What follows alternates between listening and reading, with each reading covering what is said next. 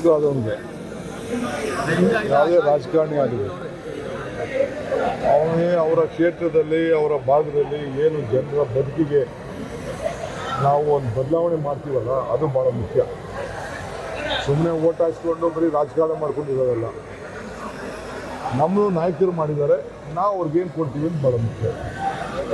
ಆ ದೃಷ್ಟಿಯಲ್ಲಿ ಇವತ್ತು ನಾವೆಲ್ಲ ಸೇರಿ ಒಟ್ಟಿಗೆ ಈ ಜಿಲ್ಲೆಯಲ್ಲಿ ನಾವು 4 ಜನ MLAಗಳು ಒಂದು ಮಾದರಿಯಾಗಿ ಕೆಲಸ ಮಾಡ್ತಾಯಿದ್ದೀವಿ.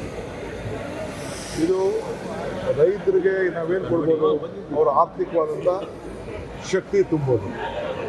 ಸೊ ಹಂಗೆ ಅವ್ರು ಬೆಳೆಯುವಂಥ ರೇಷ್ಮೆ ಇರ್ಬೋದು, ಅವರ ವ್ಯವಸಾಯ, ತರಕಾರಿ ಯಾವುದೇ ಬೆಳೀಲಿ, ಅವ್ರಿಗೆಲ್ಲ ಜನಕ್ಕೆ ಉದ್ಯೋಗವನ್ನು ಸ್ಥಳದಲ್ಲೇ ಕೊಡಬೇಕು ಅನ್ನೋ ದೃಷ್ಟಿಯಿಂದ ಮಾಡ್ತಾಯಿದ್ದೀವಿ.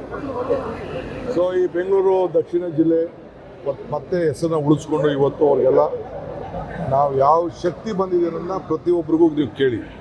ಅವ್ರೇನು ಹೇಳಿದ್ರು, 5 ಲಕ್ಷ ಆಯಿತು, 3 ಲಕ್ಷ ಆಯಿತು, 4 ಲಕ್ಷ ಆಯಿತು, ಎಲ್ಲರ ಜಮೀನು ಅಷ್ಟೇ ಐತಿ. 6,000 7,000ಕ್ಕೂ ತೊಗೊಂಡವ್ರದ್ದು ಇವತ್ತು 2 ಕೋಟಿ 3 ಕೋಟಿ ಆಗಿದೆ. ಸೊ ಅಷ್ಟಕ್ಕೆಲ್ಲ ಶಕ್ತಿನ ನಾವು ಕೊಟ್ಕೊಂಡು ಬಂದಿದ್ದೀವಿ.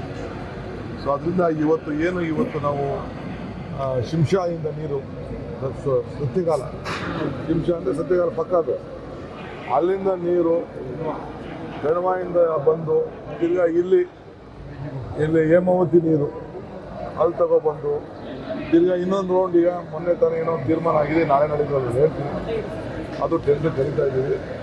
ಎತ್ತಿನೊಳಗೆ ನೀರು ಎಲ್ಲ ಇಲ್ಲಿಗೆ ಬರ್ತದೆ. ಸೊ ಆ ಡ್ಯೂಟಿನ ನಾವು ಮಾಡ್ತಾಯಿದ್ದೀವಿ. ಅದಕ್ಕೆ ಕೆಲವರೆಲ್ಲ ಹೊಟ್ಟೆವ್ರಿಗೆ ಏನಪ್ಪ ನನಗಿಂತ ಕೆಲಸ ಮಾಡೋಕ್ಕಾಗಲಿಲ್ಲ, ನನಗಿಂತ ಕೆಲಸ ಮಾಡಿಲ್ಲ ಅಂತ ಕೈ ಹೊಸ್ಕೊಂಡು ಕೂತವ್ರೆ. ಕೂತ್ಕೊಳ್ಳಿ.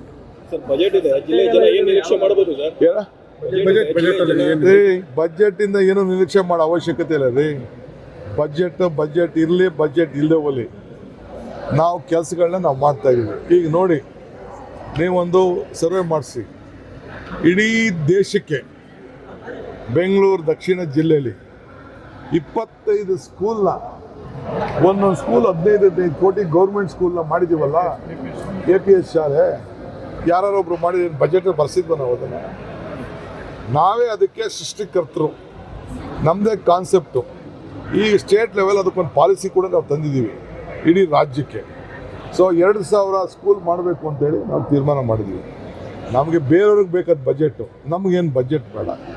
ನಮಗೆ ದೇವರು ಬಜೆಟಲ್ಲಿ ಸೇರಿಸಿ ಕೆಲಸ ಮಾಡಬೇಕು ಅಂತೇನಿಲ್ಲ. ಈಗ ಬಜೆಟು ಹಿಂದೆ ಕುಮಾರಸ್ವಾಮಿ ಇದ್ದಾಗ ಸೇರಿಸಿದೆ ನಮ್ಮ ಮೆಡಿಕಲ್ ಕಾಲೇಜ್ನ. 2 ರೂಪಾಯಿ ಬಂದು ತೆಗೆದಾಕ್ಬಿಟ್ರು, ಎತ್ಕೊಂಡೋಗಿ ಚಿಕ್ಕಬಳ್ಳಾಪುರಕ್ಕೆ ಹಾಕ್ಕೊಂಡ್ರು. ಈಗ ರಾಮನಗರಕ್ಕೂ ಕೊಟ್ಟಿದ್ದೀವಿ ಮೆಡಿಕಲ್ ಕಾಲೇಜು, ಕನಕಪುರಕ್ಕೂ ಮೆಡಿಕಲ್ ಕಾಲೇಜ್ ಕೊಟ್ಟಿದ್ದೀವಿ. ಅರ್ಥ ಆಯ್ತಾ? ಈಗ ತಿರ್ಗಾ ಚನ್ನಪಟ್ಟಣಕ್ಕೂ ಪ್ರೈವೇಟ್ ಮೆಡಿಕಲ್ ಕಾಲೇಜ್ ಕೊಟ್ಟಿದ್ದೀವಿ, ಚಾಮುಂಡೇಶ್ವರಿ ಮೆಡಿಕಲ್ ಕಾಲೇಜ್. ರಾಮನಗರದಕ್ಕೆ ಇನ್ನೊಂದು ನಮ್ಮ ಕನಕಪುರ ರಾಮನಗರ ಮಧ್ಯದಲ್ಲಿ ದಯಾನಂದ ಸಾಗರ್ ಮೆಡಿಕಲ್ ಕಾಲೇಜ್ ತಂದಿದ್ದೀವಿ. ಹಂಗೆ ಏನೇನು ಬೇಕೋ ಮಾಡಿದ್ದೀವಿ. ಸೊ ಮುಂದಕ್ಕೆ ಬಾಗಿಲಿಗೆ ಏನು ಮಾಡಬೇಕು ಅಂತ ನಮ್ಗೆ ಅರಿವಿದೆ. ಹೇಮಾವತಿ ಲಿಂಕ್ ಅದನ್ನು ಯಾರು ನಿಲ್ಸೋಕೆ ಆಗೋದಿಲ್ಲ. ಪಾಪ ಅವ್ರೇನೋ ಇಬ್ಬರು ಕೇಳ್ತಿದ್ರು, ಅವ್ರಿಗೂ ಒಂದು ಸ್ಪರ್ಶು ಕೊಟ್ಟಿದ್ದೀನಿ. ಇರಲಿ, ಆ ಕೆಲಸ ನಡೀತದೆ, ತಲೆ ಕೆಡ್ಸ್ಕೊಂಡು ಬೇಡ. 18 ತಿಂಗಳಪ್ಪ.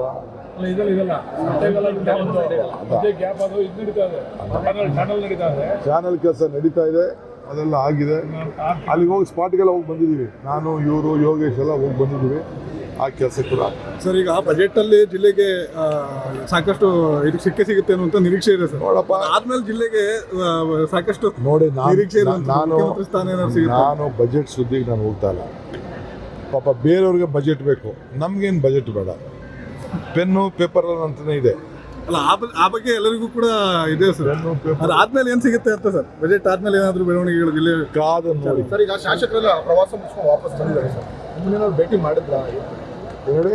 ಶಾಸಕರುಗಳು ಸರ್ ಪ್ರವಾಸ ಹೋಗಿದ್ರು, ಇಲ್ಲಿಗೆ ವಿದೇಶಿ ಪ್ರವಾಸ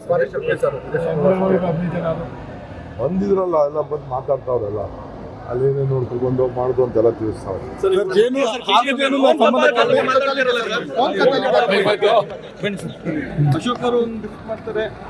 ಅದು ಜಾಸ್ತಿ ಸ್ವಲ್ಪ ಕುಮಾರಸ್ವಾಮಿ ಗೊತ್ತಿರ್ಬೋದು, ಅಶೋಕ್ ಗೊತ್ತಿರ್ಬೋದು, ಅವನಿಗೆ.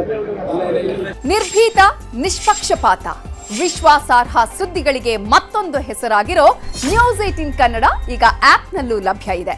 ದಯವಿಟ್ಟು ಇಲ್ಲಿರೋ QR ಕೋಡ್ ಅನ್ನು ಸ್ಕ್ಯಾನ್ ಮಾಡಿಕೊಂಡು ಆಪ್ ಡೌನ್ಲೋಡ್ ಮಾಡೋದಕ್ಕೆ ಮರಿಬೇಡಿ.